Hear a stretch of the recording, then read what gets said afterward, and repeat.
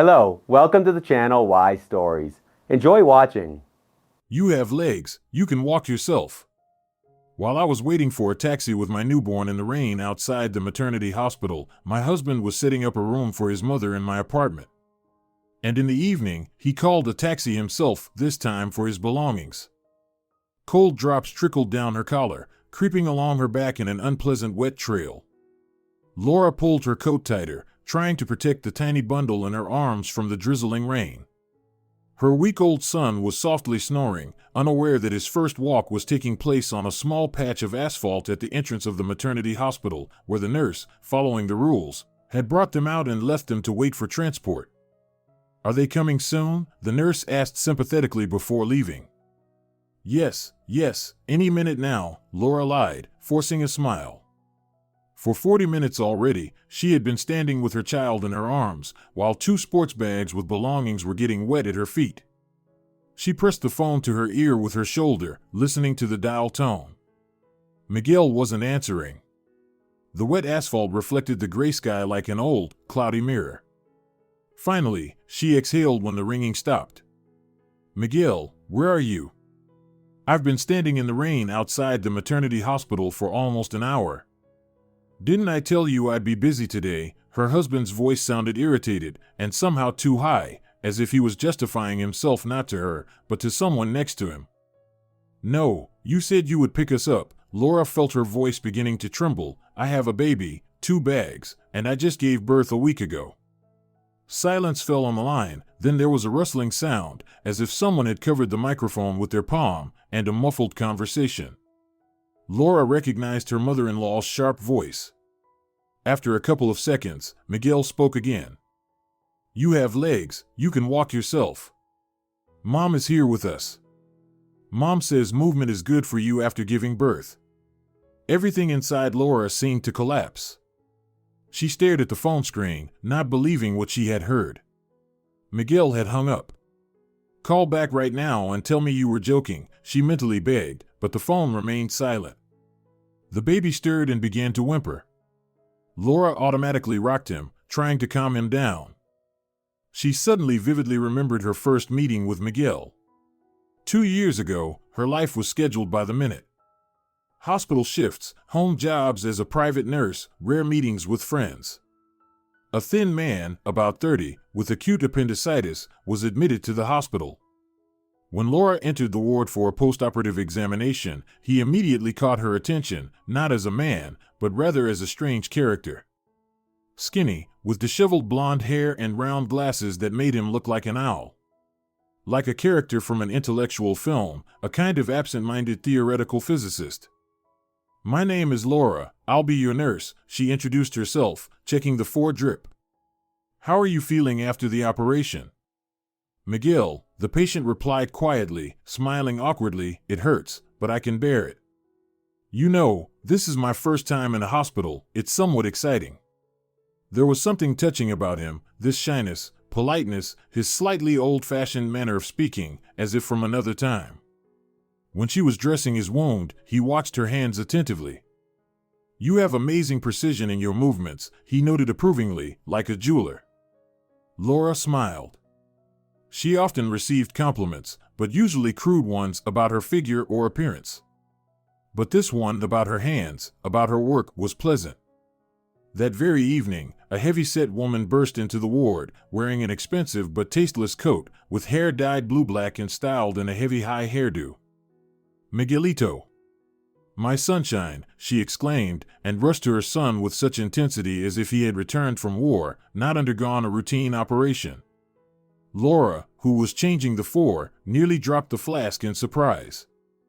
"I'm sorry, but visiting hours are over," she said as gently as possible.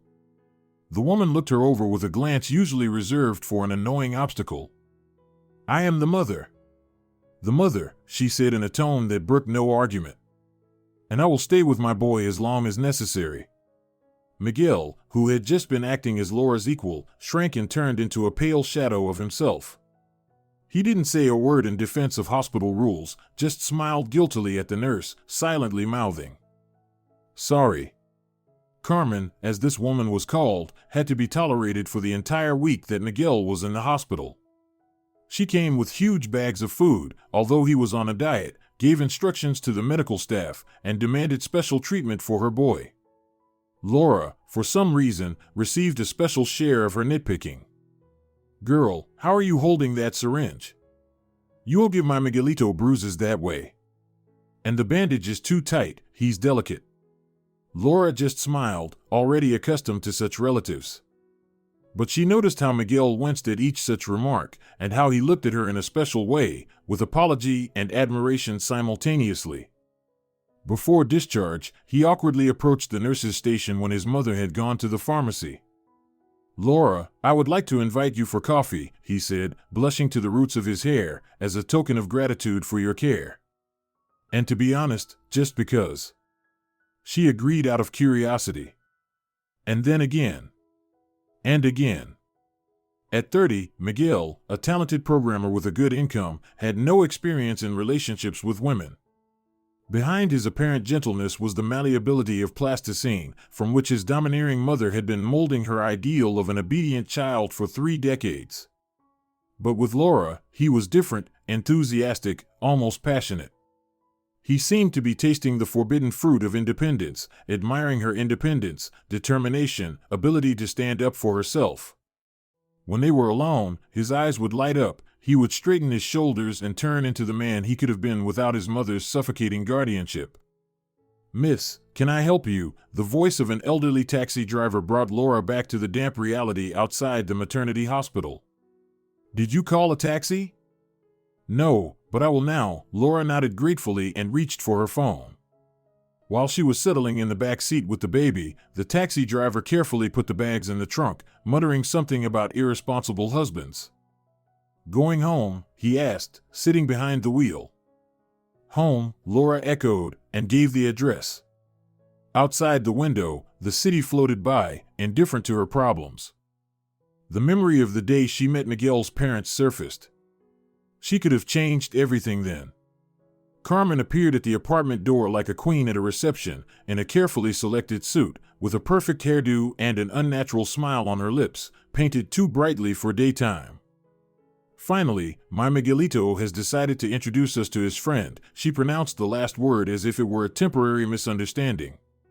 Miguel's father, Juan, a scrawny man with a dull look, silently shook Laura's hand and hardly spoke a word for the rest of the evening, just nodding in agreement to his wife's monologues. During dinner, Carmen subjected Laura to a real interrogation about her family. Parents in a small town, father an electrician, mother a saleswoman, education medical college. "Ah, not a university?" "About work the nurse, that's certainly noble, but so hard and unpromising." "And do you own your apartment or rent?" asked her mother-in-law, switching to the informal you without permission. "My own, 1 bedroom, Laura replied. "I bought it with a mortgage 3 years ago. I've already paid off more than half." This seemed to make an impression on Carmen, but she quickly recovered. "Well done, very practical. Although it will certainly be cramped for my Miguelito. He's used to spaciousness.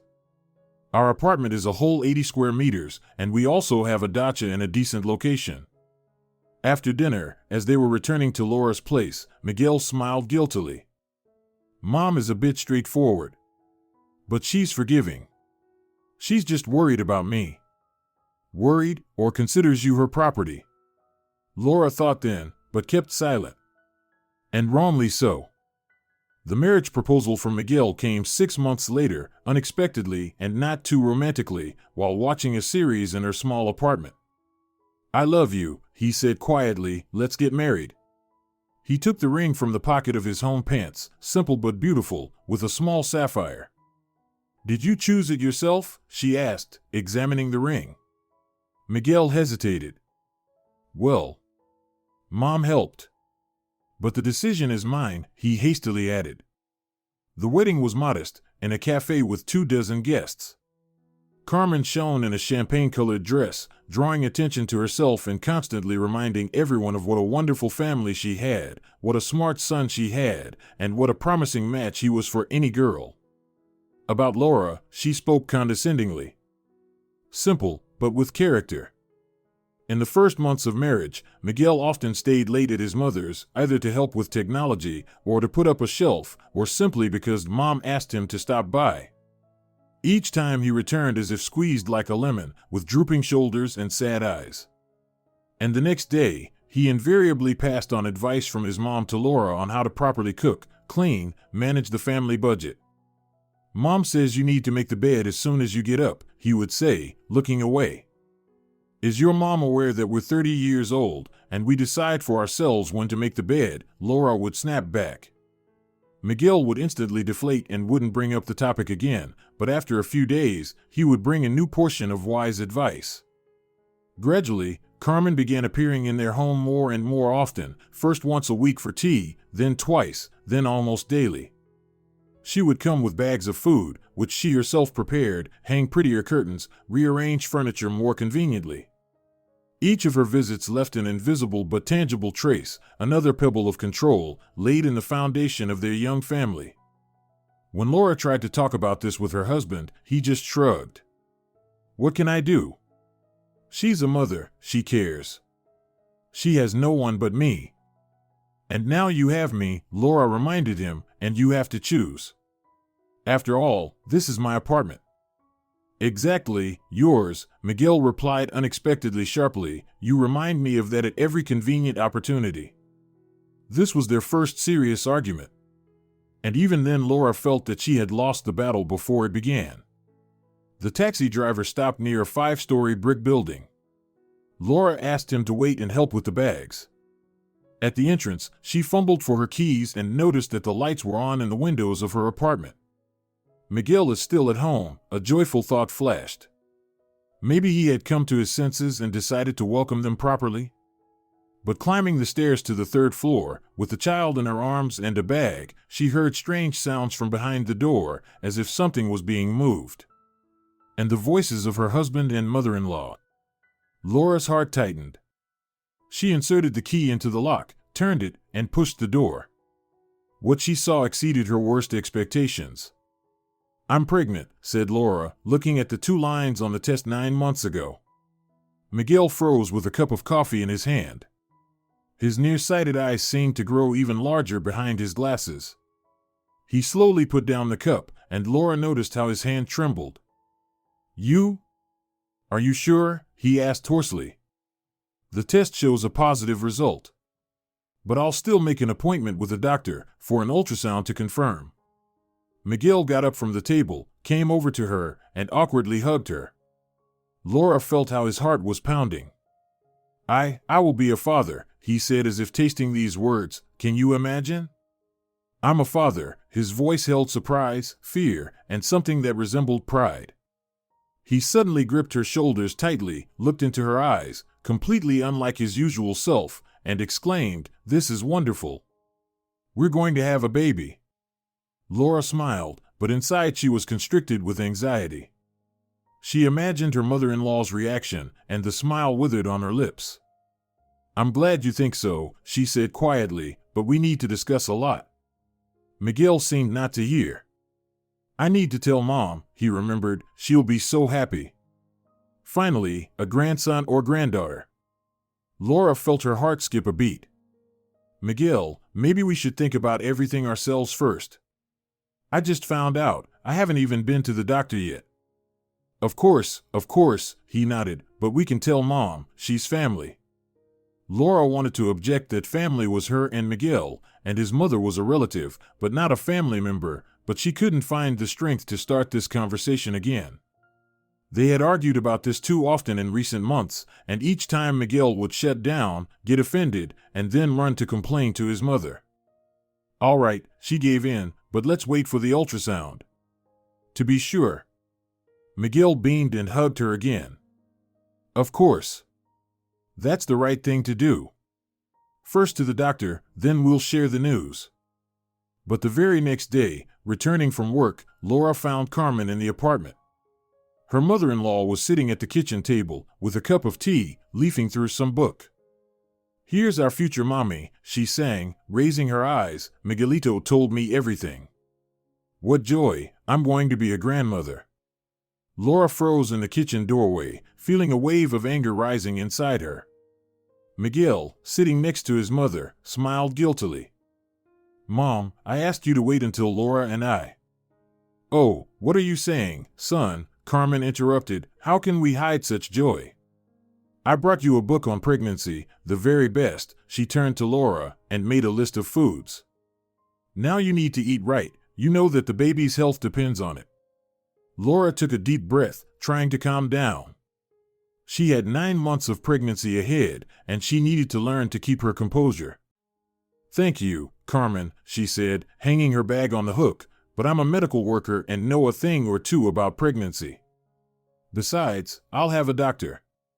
"Oh, dear." Carmen smiled condescendingly. "General knowledge is one thing, and practical experience is quite another. I raised such a wonderful son," she looked proudly at Miguel, "and I'm ready to share my experience with you." The ultrasound confirmed the pregnancy, and the doctor announced that the fetus was developing normally. When Laura came out of the office, not only Miguel was waiting for her in the corridor, but also Carmen. Her mother-in-law immediately rushed to her with questions. "What did the doctor say? Is everything okay? What term did they establish?" She spoke so quickly that Laura barely had time to nod. 7 weeks, she finally replied. "Everything's fine. The doctor said the development is normal." 7 weeks? Carmen repeated, as if catching her daughter-in-law in a lie. No, that's not right. When I was pregnant with Miguel, at this stage it was already 8 weeks. Laura looked perplexedly at her mother-in-law, then at her husband, expecting him to somehow comment on the absurdity of the statement. But Miguel only coughed and mumbled. "Mom, let's trust the doctors, okay?" "You're too trusting, Miguelito." Carmen waved her hand. "Doctors often make mistakes. When you were born, they told me many things that were wrong too." At the exit from the women's consultation, her mother-in-law handed Laura a piece of paper. "Here's a list of foods that you need to include in your diet. And those that are categorically forbidden." She raised her finger significantly. "I only ate the best for Miguel during pregnancy. No canned foods, semi-prepared foods, fast food." Laura took the list, overcoming the desire to crumple it up and throw it away. Patience, she reminded herself. In the evening, when she and Miguel were alone, she finally couldn't contain herself. "Why did you invite her to the ultrasound? This should have been our moment, just ours." Miguel blinked confusedly. "I didn't invite her. She came on her own. She was just very worried." "And you couldn't explain to her that this is personal? That not everything in our lives should include her participation?" "Laura, she's a mother," he began to justify. "Exactly," Laura interrupted. "Your mother, not mine. And not the mother of our child. She's a grandmother and should know her place." Miguel turned pale and pressed his lips together. "You're starting again," he said with offense. "Always the same. Mom is bad. Mom is interfering. She's just caring. She understands medicine no worse than you. She worked in a clinic registry all her life." Laura rolled her eyes. "Working in a registry and having a medical education are slightly different things, Miguel." "It doesn't matter," he continued stubbornly. "She reads a lot, went to courses. She has rich experience. And most importantly, she only wishes us well." "Us, or you," thought Laura, but said aloud. "Fine, I'll try to be more tolerant. But please, talk to her. Explain that some moments of our life should remain just ours." Miguel nodded, but in his gaze Laura read doubts. She knew he wouldn't say a word to his mother. Laura spent the first trimester with morning sickness, which Carmen called a whim and pretense. "When I was pregnant," she declared, "I had no morning sickness. I worked until the last day, cooked, cleaned. And now young people are such softies, at the slightest thing, straight to bed." One day, when Laura was lying with a cold compress on her forehead after a bout of nausea, her mother-in-law unceremoniously flung open the bedroom door. "You're not up yet?" She was surprised. "It's already past 1 in the afternoon. Miguelito will soon be home from work, and lunch isn't ready." Carmen, Laura said tiredly, I can't cook right now. The smell of food makes me nauseous. Nonsense, her mother-in-law retorted. It's all self-suggestion. Get up, come on, I brought you a good recipe, liver pancakes with onions. Very healthy for a future mommy. The mere thought of liver pancakes made Laura feel sick again. She barely made it to the bathroom. When she returned, pale and trembling, her mother-in-law shook her head. Miguel has spoiled you. Carries you in his arms, indulges your whims. And you take advantage of it. I'm not being whimsical, Laura flared up. I have morning sickness, it's normal during pregnancy. During a proper pregnancy, Carmen pursed her lips. When a woman is positive and thinks about the baby, not herself, there's no morning sickness. Laura took a deep breath, counted to 10, and silently went to the bedroom, closing the door. She could hear her mother-in-law muttering something in the kitchen, clattering dishes. By the 3rd month, the morning sickness subsided, and Laura returned to work. The hospital atmosphere, with all its smells of disinfection, medications, and hospital food, seemed like heaven to her compared to the suffocating control that reigned at home. You know, she shared with her colleague, Pilar, as they had lunch together in the cafeteria, sometimes I think it's not me who's pregnant, but my mother-in-law. She controls absolutely everything I eat, how I sleep, how much I walk. Pilar, an experienced nurse in her mid-40s, nodded understandingly. Classic case. Your mother-in-law thinks you're carrying her child, not yours. I went through this. My first husband was also one of those mama's boys. What did you do? Laura asked hopefully. Got divorced, Pilar shrugged, when the baby was 3 months old. Couldn't stand this war over territory. But don't listen to me, things might work out for you. The main thing is to set clear boundaries now, before you give birth. Because afterwards it will only get worse. Laura thoughtfully stirred her tea. Set boundaries, easier said than done. How to set them if her husband takes his mother's side every time? In the 4th month of pregnancy, Laura had an important scheduled ultrasound. She specifically took a day off work and scheduled a convenient time. The day before the visit to the doctor, she informed Miguel. Tomorrow's ultrasound is at 11 a.m. Will you come with me? Miguel hesitated. I think I scheduled a meeting with a client at that time. But I'll try to reschedule the meeting. Please, Laura asked gently, this is important to me. We might learn the gender of the baby. The next morning, Miguel did manage to get time off work and went with her to the clinic. Laura was happy. Finally, a moment that belonged only to the two of them. But when they arrived at the clinic building, she saw a familiar figure at the entrance. Not this, she whispered, feeling everything freeze inside. Carmen, in a festive dress and with hair done as if from a salon, waved to them. Miguelito. Lorita. I came early to save a place in line. Laura turned to her husband and from his guilty look understood that this was no coincidence. You told her, she hissed. You promised we would be alone. I didn't promise, he mumbled, and besides, Mom is interested too. She has the right to know whether she'll have a grandson or granddaughter. She'll find out at the same time as everyone else. When we announce after the ultrasound, Laura cut off, and now she's not coming with us into the office. She resolutely headed to the entrance, nodded to her mother-in-law, and immediately went to the reception, leaving Miguel to explain to his mother. Out of the corner of her ear, she heard Carmen's indignant voice. What do you mean I'm not going? Of course I'm going. I'm the grandmother, I have the right. When the three of them approached the ultrasound office, Laura firmly said, Miguel and I are going into the office together. Mother-in-law will wait in the hallway.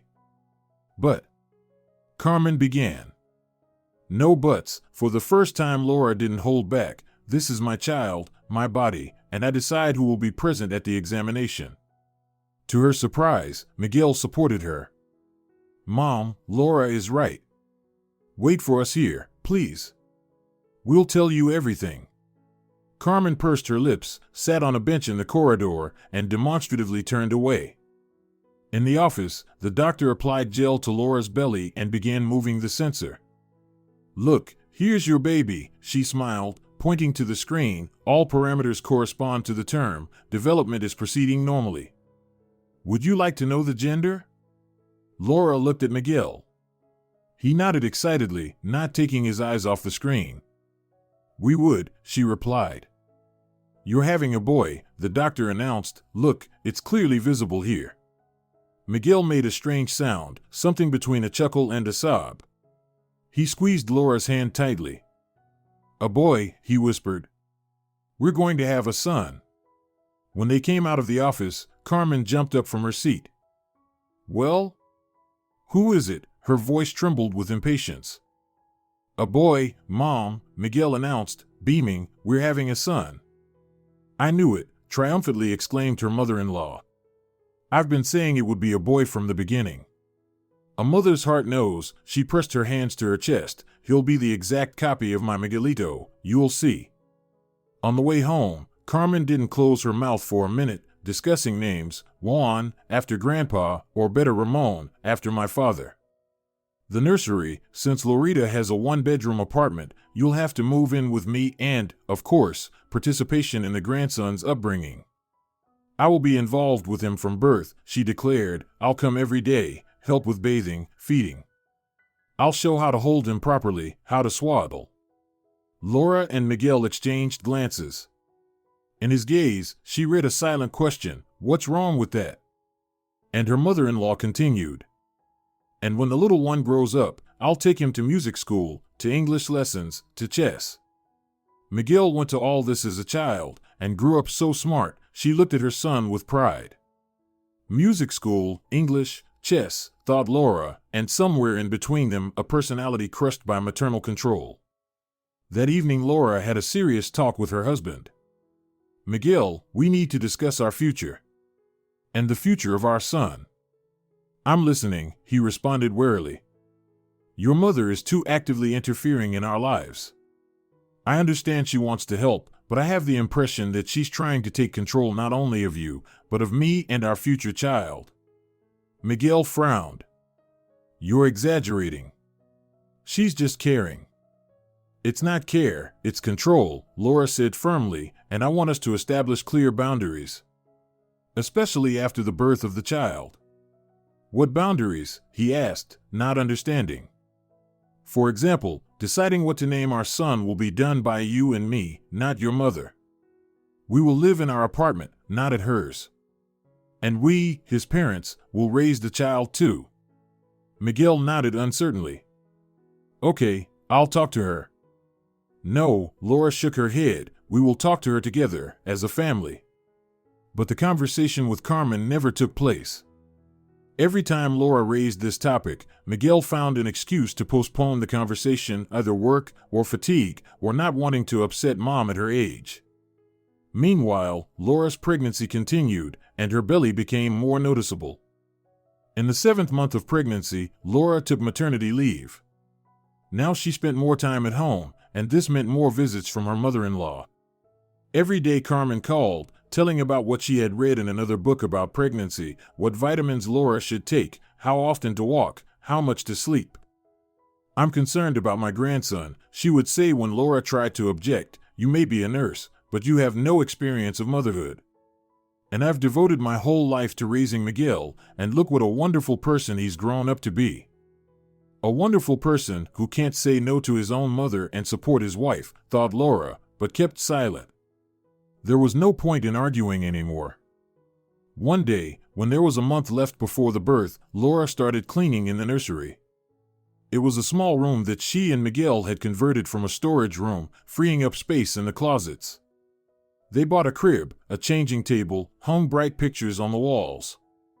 Laura was putting tiny shirts and rompers in a dresser, imagining how very soon she would be dressing her son in them. There was a ring at the door. Laura reluctantly went to open it. She knew who it was. Carmen flew into the apartment, taking off her coat on the go. I have amazing news, she announced. I found a nanny for the baby. Can you imagine? My old acquaintance, Consuelo, can come 3 times a week to sit with the child. She's so experienced, raised 3 children and 5 grandchildren. Laura froze with a baby shirt in her hands. Carmen, she said slowly, we don't need a nanny. I'll be on maternity leave for at least a year, and I'll manage with the baby myself. But you're inexperienced, objected her mother-in-law, and Consuelo has such experience. And I'll come on the other days. So you can peacefully attend to your affairs, while Consuelo and I will look after the baby. Laura felt a wave of anger rising inside her. My affairs, she repeated. And what, in your opinion, should I be doing while you'll be raising my child? Well, I don't know, Carmen shrugged. Maybe you'll return to work? Or some courses? Miguel said you wanted to sign up for advanced training courses. I wanted to take courses in a year. When the child grows up, Laura cut off, and now I want to raise my son myself. Without nannies and without. She stopped short, but her mother-in-law understood the unsaid. Without me, right? Her face contorted. So that's how it is? Want to push the grandmother out of the grandson's life? I won't allow it. Laura exhaled, trying to calm down. It was not good to be nervous in her condition. Carmen, I didn't say you wouldn't see your grandson. But the decision about who and how will care for him is made by Miguel and me. I hope you understand this. And did you ask Miguel's opinion? Her mother-in-law narrowed her eyes. He actually agrees with the nanny. We discussed it yesterday. Laura was stunned. They had discussed a nanny behind her back. Her husband and mother-in-law decided how to organize her child's life without informing her. That evening there was another conversation with Miguel. Is it true that you and your mother decided to hire a nanny? Laura asked directly. Miguel nodded guiltily. Mom suggested it, and it seemed like a good idea to me. It will be easier for you if someone helps with the baby. And you didn't need to ask me? Laura's voice trembled. I am the mother of this child, in case you forgot. I didn't forget, Miguel mumbled in confusion, just Mom said it was a surprise. A surprise? Laura almost choked with indignation. Miguel, a nanny for a newborn is not a bouquet of flowers to present as a surprise. This is a serious decision that we should make together. I didn't think, he wilted, sorry. You never think when it comes to your mother, Laura threw out heatedly, her word is law for you. And I, it seems, am just an incubator for producing grandchildren. Miguel turned pale. You're being unfair, he said quietly, I love you, and you know it. You love me, Laura agreed wearily, but you don't respect me. And you don't see me as an equal. For you, mother will always come first. That's not true, he exclaimed, just I don't want to hurt her. She's done so much for me. And me? Don't I deserve the same respect? Won't I become the mother of your son in a month? Miguel fell silent, not knowing what to answer. And Laura suddenly realized she was tired of this fight. She stroked her rounded belly and thought about the fact that soon there would be 3 of them. And that war over territory. Laura woke up from a sharp pain in her lower abdomen. For a few seconds, she lay still, holding her breath, hoping it was just another false signal.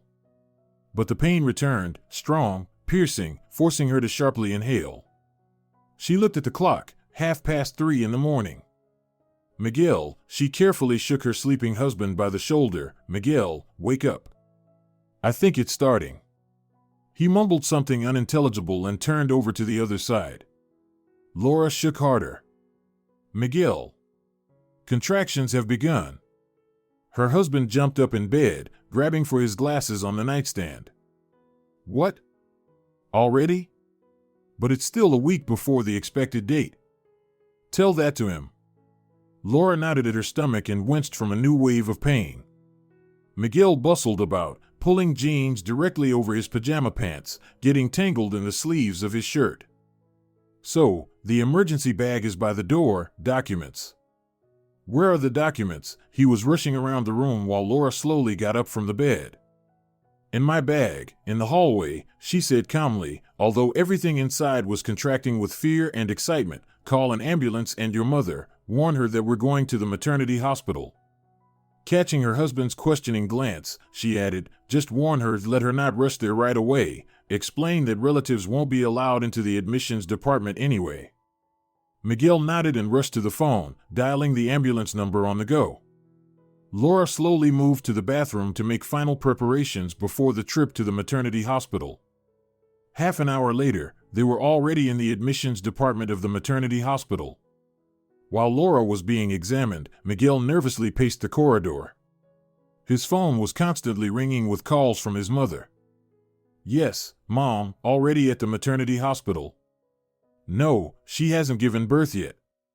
"Yes, I'll drop off the keys to you so you can prepare the apartment for their return." Okay, I'll definitely call as soon as something changes." The doctor came out of the examination room and nodded to Miguel. "Dilation is 2 centimeters, beginning of the active phase. We're taking your wife to the delivery department. You can go home, the process will take several hours. Leave a contact phone. We'll call when there's news." "I can't stay with her?" Miguel asked in confusion. "No. In the delivery department, only medical staff and women in labor," the doctor cut off. "We'll call." Laura was transferred to the delivery room. The contractions were becoming stronger, the intervals between them shorter. The nurse periodically came in to check her condition. Time stretched like rubber. Laura felt as if days had passed, though the clock showed only 3 hours since admission. "How are you?" asked the young midwife, monitoring the frequency of the fetal heartbeat. "I'll live," Laura squeezed out through clenched teeth, waiting out another contraction. "First births are always the scariest," the midwife smiled, "but afterwards you'll remember with a smile." "If I live to see that afterwards," Laura thought grimly, but said aloud, "I hope so." "Has my husband called?" "Not yet. But don't worry, we'll definitely contact him when the baby is born." 4 more hours later, when Laura was ready to beg for death, just to end this torture, the doctor finally announced, "Full dilation. Time to push." What happened next merged for Laura into one endless moment of pain, tension, and a strange detached feeling, as if it was happening to someone else.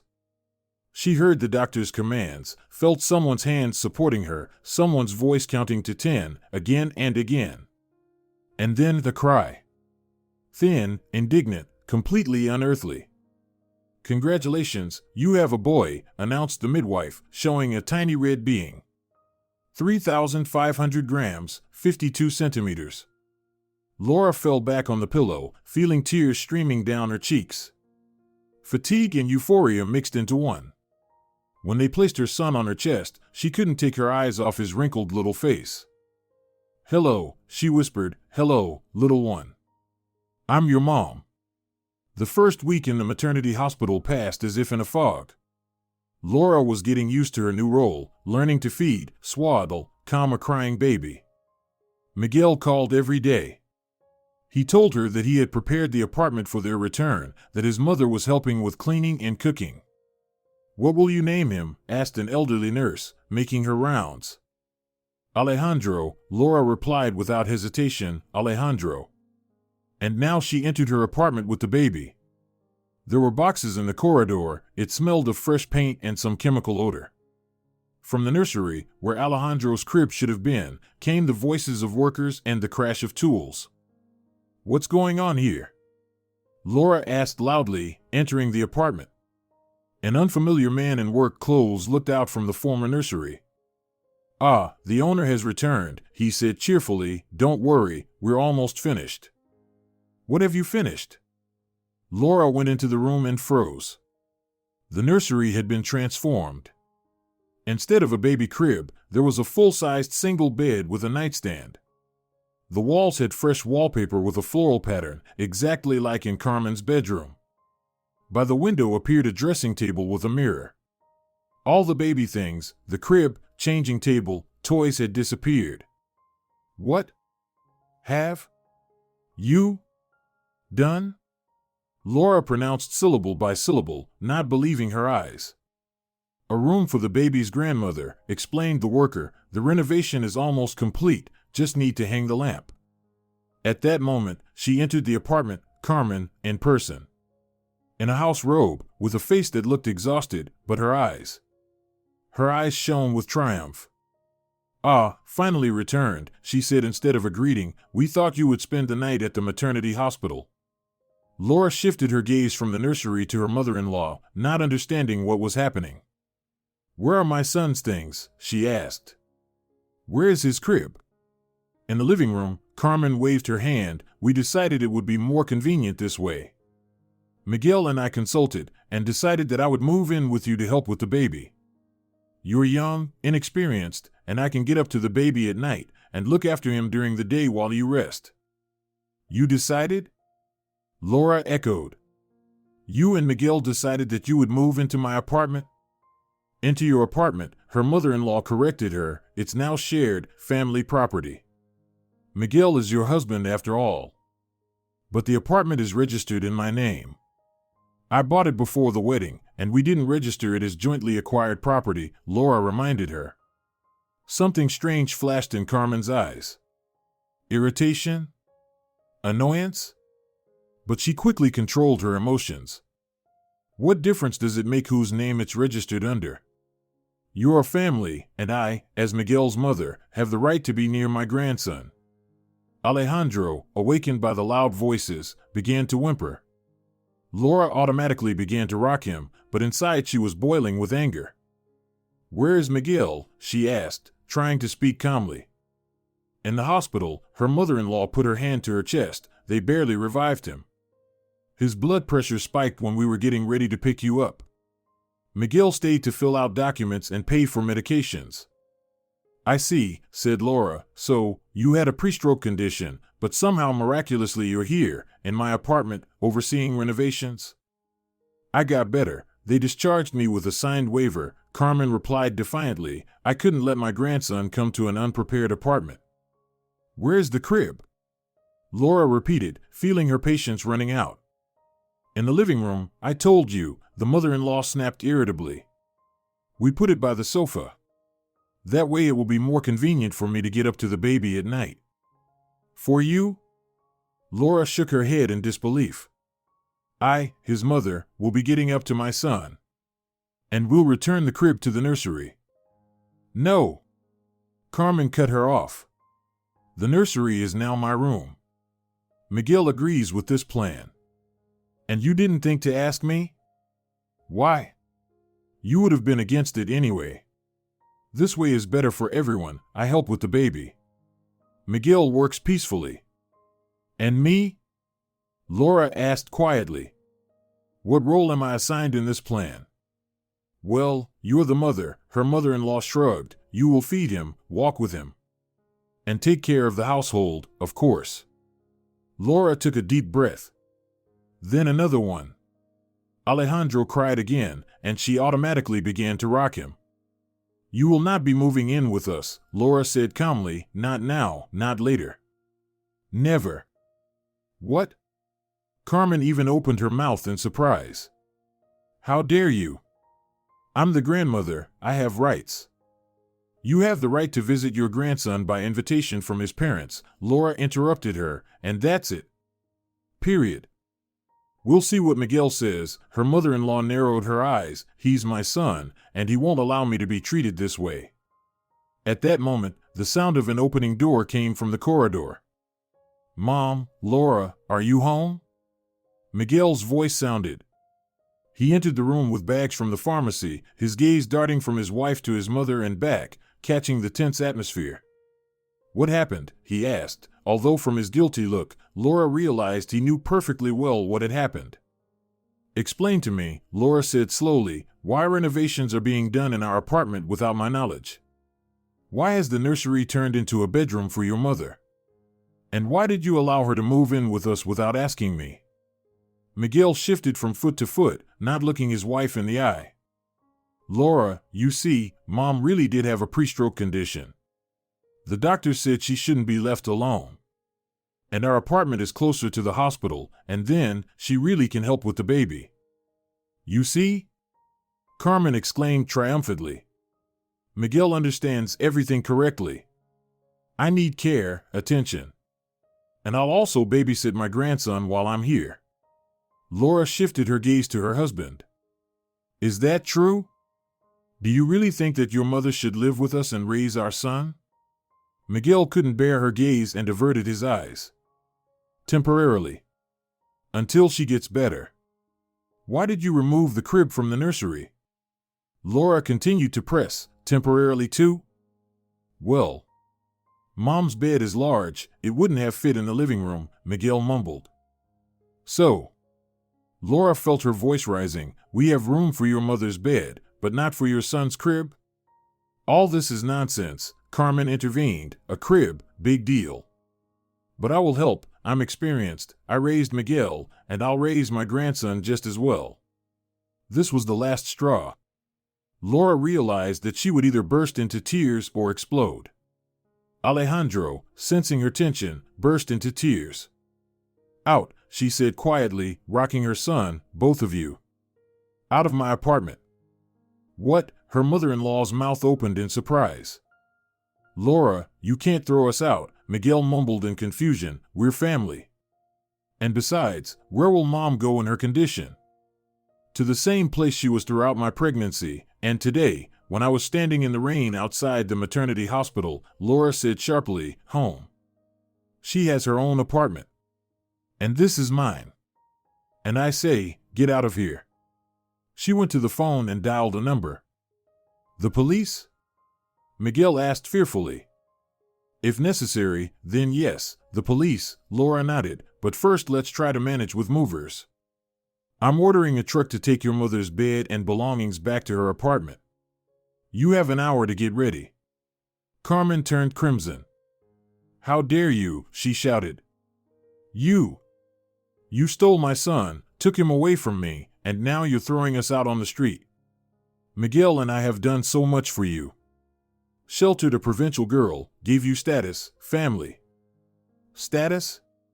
Laura repeated. What status, Carmen? The wife of a mama's boy? Or a daughter-in-law whom you considered unworthy of your precious Miguelito from day one? Don't make me laugh. I earned everything I have myself, including this apartment. And I will raise my son myself, without your help.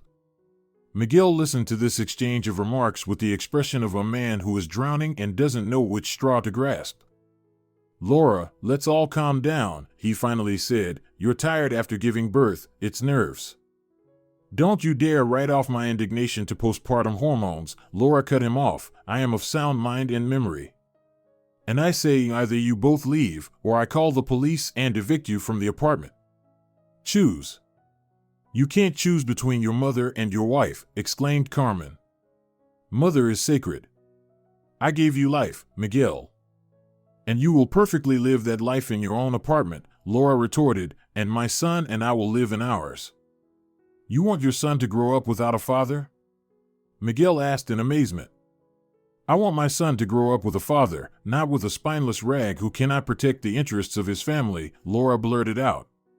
Silence fell, broken only by the whimpering of the infant. Carmen looked at her son like a hawk, waiting for his reaction.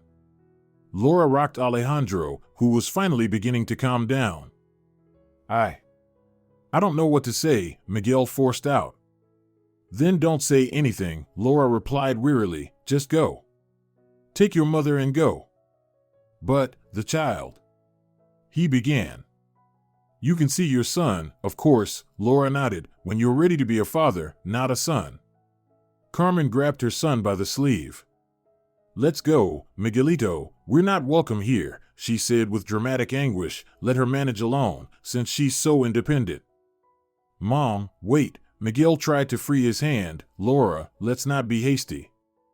I'm not being hasty, Laura said calmly. I've decided everything. This is my apartment, my child, and I won't allow my life to be turned into hell just because you can't say no to your mother. Something flashed in Miguel's eyes, hurt, understanding, regret. Okay, he finally said, we'll leave. But we'll talk again when you calm down. Certainly, Laura nodded, but for now out. Left alone, Laura first fed her son. Then she carefully placed him on the sofa, surrounded by pillows, and set to work. Carmen's bed, which the workers had already assembled, she disassembled into parts and carried out to the balcony. The dressing table she pushed to the wall. Instead of them, she returned the crib, changing table, and dresser with baby clothes to the room.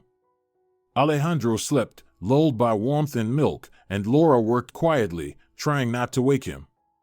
She removed the flowery wallpaper from the walls, leaving bare walls with remnants of glue. She would repaper them later. The main thing was that nothing should remind her of her mother-in-law. By evening, the nursery was a nursery again, though not as cozy as it had been before the renovation. Laura transferred the sleeping Alejandro to his crib, sat next to it, and finally allowed herself. The first night after returning from the maternity hospital was difficult. Alejandro woke up every 2 hours, demanding food and attention. Laura went to the crib, with eyes swollen from lack of sleep, took him in her arms, fed him, swaddled him, rocked him.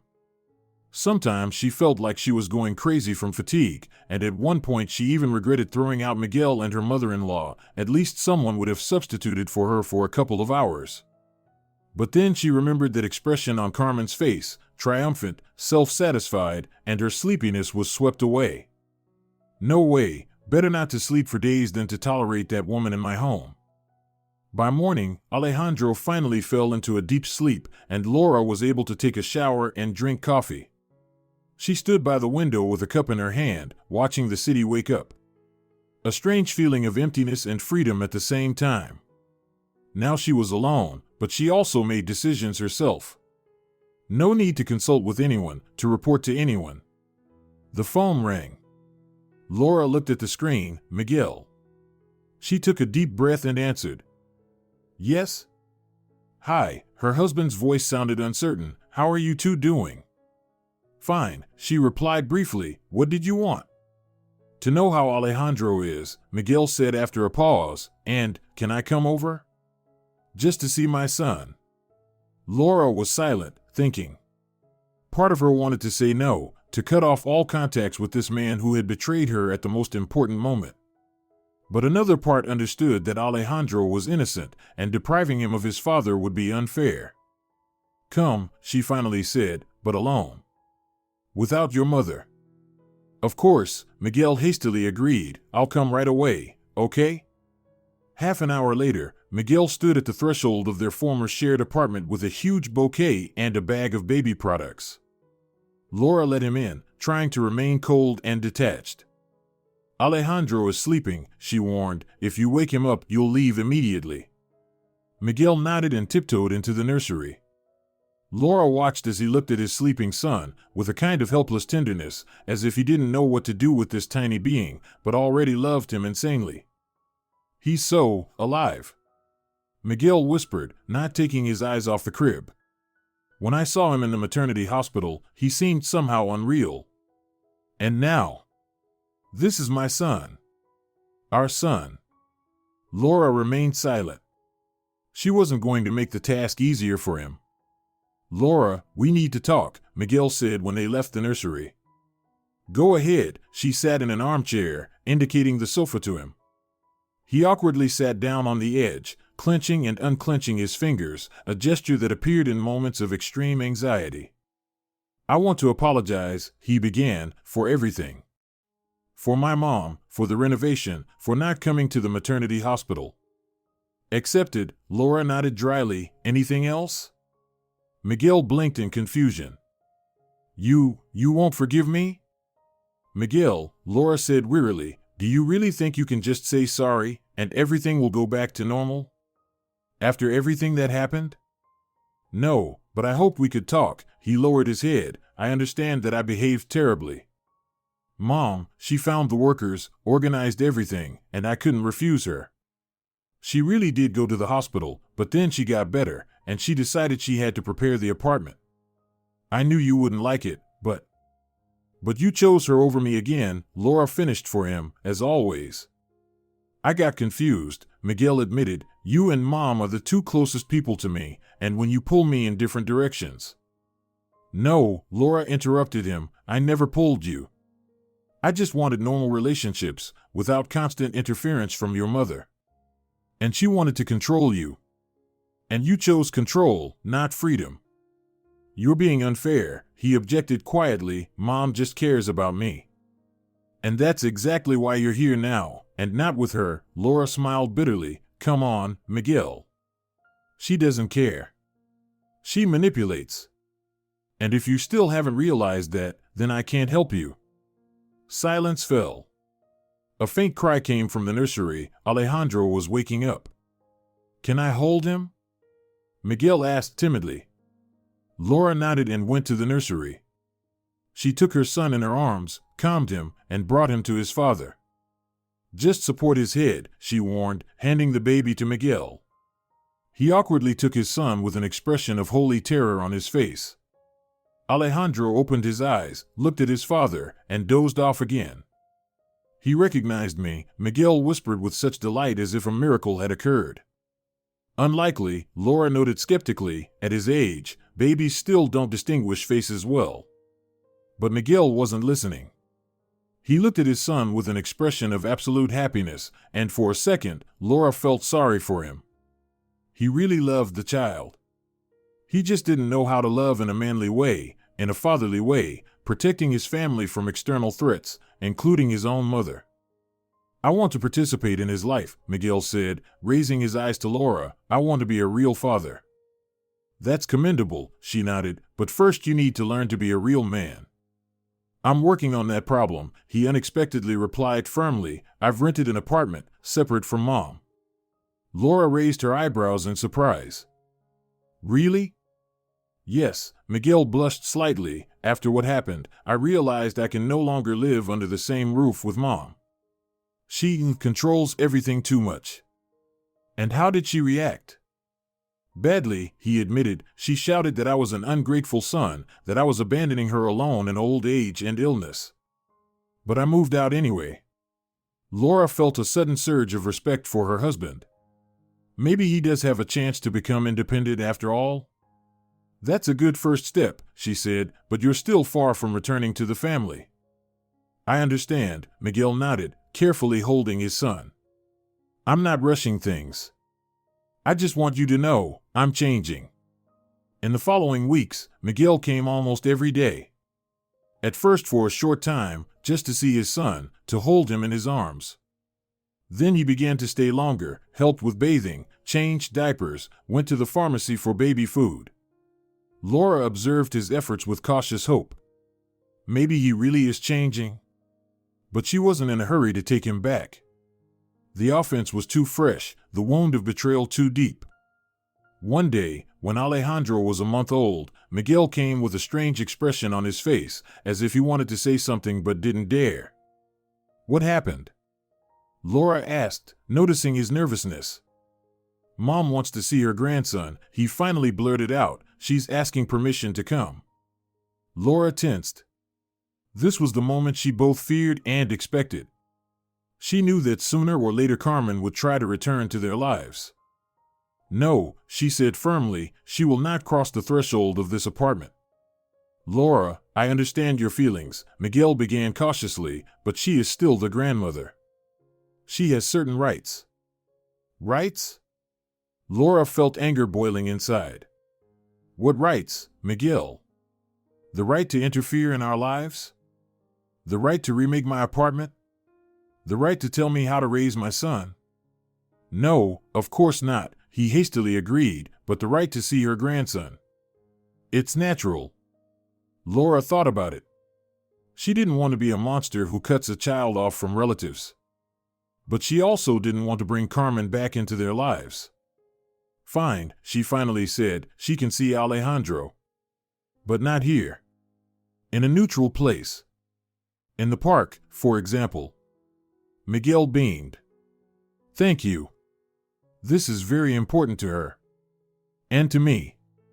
Laura just nodded, already anticipating that this meeting would bring nothing good. The next day they met in a small park, not far from home. Laura came with a stroller, in which Alejandro slept, wrapped in a blanket, despite the warm day. Miguel was already waiting on a bench. Next to him sat Carmen, dressed as if she were going to a formal reception. A strict suit, high hairdo, bright makeup. Upon seeing Laura, her mother-in-law jumped up and rushed to the stroller. My little one, she exclaimed, bending over the sleeping child. Grandma's sunshine. Not so loud, Laura warned, he's sleeping. I know how to handle children, Carmen cut her off. I raised a wonderful son, unlike some who are just beginning. Laura clenched her teeth to avoid responding sharply. For Alejandro's sake, she reminded herself. They sat on the bench. Laura positioned the stroller so she could see the baby. Her mother-in-law immediately began questioning. How much does he weigh? And what's his height? Are you breastfeeding or using formula? And why do you walk him so rarely? I pass by your house every day. I've never seen a stroller. Are you spying on us? Laura asked in surprise. I'm not spying. I'm interested in my grandson, Carmen countered. It's my right. Mom, Miguel intervened. Let's not start. We agreed, a calm meeting, without reproaches. The mother-in-law pursed her lips but fell silent. Alejandro woke up and began to whimper. Laura leaned toward the stroller, but Carmen was faster. Let me take the little one. She reached out to the child. No, Laura said firmly, I'll do it myself. She took her son in her arms, and he immediately calmed down. Her mother-in-law watched them with poorly concealed irritation. You're holding him wrong, she remarked. You need to raise his head higher. And support his neck like this. She tried to reposition Laura's hand. Don't touch me, Laura moved away. I know how to hold my own child. So that's it, Carmen turned to her son. Now I understand why she doesn't let us see our grandson. She's afraid we'll see what an inept mother she is. Mom. Miguel pulled her back. What? I'm telling the truth, the mother-in-law persisted. Look how she's holding him. He'll suffocate in that blanket. And anyway, the child looks pale.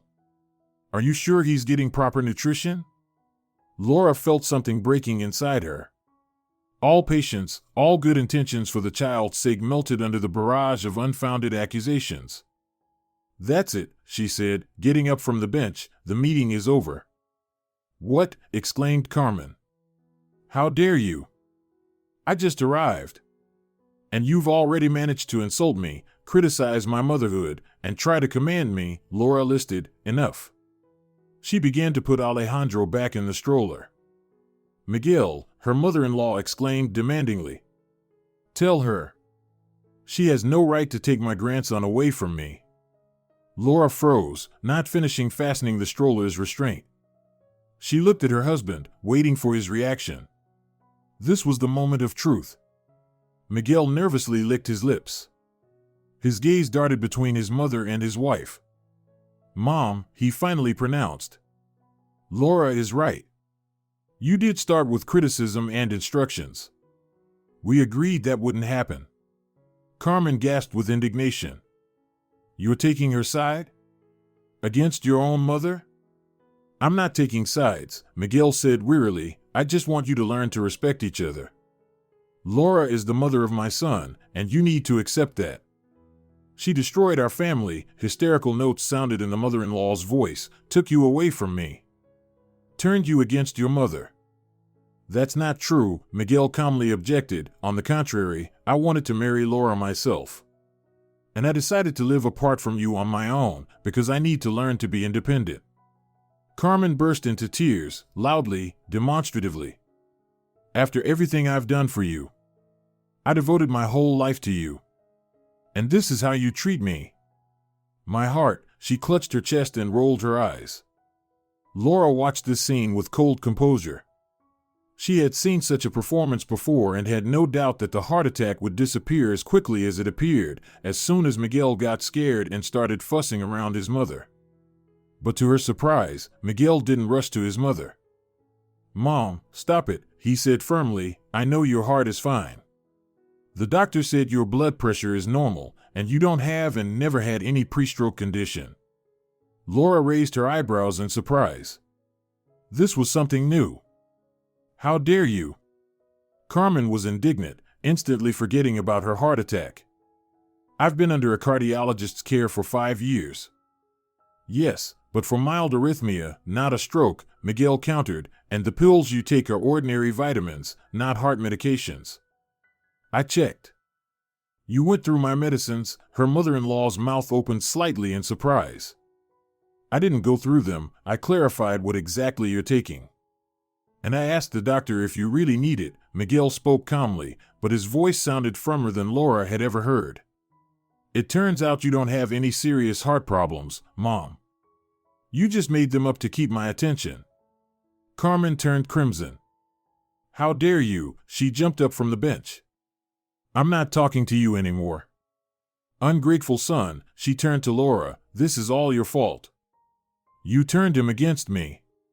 She spun around and quickly headed towards the park exit, taking out her phone on the way. She's calling her friend Consuelo, Miguel explained, watching his mother leave. Now she'll be complaining about what a terrible son I am and how you destroyed our family. Doesn't that bother you? Laura cautiously asked, surprised by his calm tone. Not anymore, Miguel shook his head. I've been seeing a psychologist in recent weeks. And I've learned a lot about my relationship with my mother. About how she manipulated me all my life. It opens your eyes. Laura didn't know what to say. Before her stood a new Miguel, decisive, calm, able to stand up to his mother. Was this the same person she had thrown out of the house a month ago? That's good, she finally said. I'm happy for you. I understand that I haven't earned your trust yet, Miguel said, looking her in the eyes, but I'll try. For Alejandro's sake. And for yours, if you'll allow it. Laura thoughtfully looked at him, then at her son, peacefully sleeping in the stroller. We'll see, she said, time will tell. 2 months later, Carmen sat in her apartment telling her friends the story of her own heroism. I saved my Miguelito from that mercenary girl, she said, pouring tea into cups. She thought she had ensnared my little boy, forced him to marry her. But I saw through her plan right away. And now he's back home, with me, as it should be. Her friends nodded, expressing sympathy and admiration at the same time. Carmen enjoyed the attention, embellishing the story with each retelling. Of course, I feel sorry for my grandson, she sighed. She doesn't let me see him. Can you imagine? Such cruelty. But never mind, we've filed a lawsuit for the right to see the child. True, the lawyer says there's little chance, but I believe in justice. She kept silent about the fact that Miguel not only hadn't returned to her but had also stopped his daily visits, limiting himself to rare phone calls and holiday cards. That he had rented an apartment closer to Laura and Alejandro and spent almost all his free time with them. That he spoke to her dryly and distantly and didn't yield to emotional blackmail. The truth was too bitter to admit even to herself. At the same time, Laura sat in her apartment leafing through documents brought by the lawyer. Papers about child support, determining the child's place of residence, the order of the father's communication with his son. Are you sure you want a divorce? Miguel asked, watching her study the documents. I think we could still try. I'm sure, Laura nodded. What was between us is destroyed. And it's not just about your mother. It's that I can't be with a man I don't completely trust. I understand, Miguel sighed, although I hoped I could regain your trust. You've improved, Laura said gently, but some things can't be glued back together, no matter how hard you try. They will never be the same again. Miguel sadly nodded. Well then, I'll sign it. He took a pen and put his signature next to the mark husband. Thank you, Laura felt a strange relief, and thank you for agreeing to such an amount of child support. That's generous. It's the least I can do for my son, Miguel shrugged. I earn enough and want Alejandro to have everything he needs. At that moment, crying came from the nursery. I'll go, Miguel volunteered, and Laura nodded. She watched as he went to his son, confidently, with tenderness that wasn't feigned. During these months, he had really changed, become a real father. But he couldn't become a real husband. Laura went to the window, looking at the autumn courtyard. Leaves were swirling in the air, falling on the wet asphalt. Symbolic, something ends, something begins. Her marriage had come to an end, but motherhood was just beginning. And perhaps someday a man would appear in her life who would become a real father to Alejandro and a real partner to her. Strong, decisive, able to protect his family from any storms, including the storm named Carmen. But for now, she had her son, her work, and a future that she was building with her own hands. And that was enough. Somewhere inside she felt a strange peace, as if she had finally taken a full breath after many years in the grip of someone else's will. Perhaps everything happened as it was meant to happen. And now the road was open before her, her own road, without someone else's signposts and restrictions. Freedom, Laura thought, watching Miguel bring the smiling Alejandro out of the nursery. That's what I feel. Freedom to choose my own destiny. And for the first time in a long time, she smiled sincerely, without a shadow of doubt or regret. If you're enjoying it as well, leave a like and subscribe to the channel.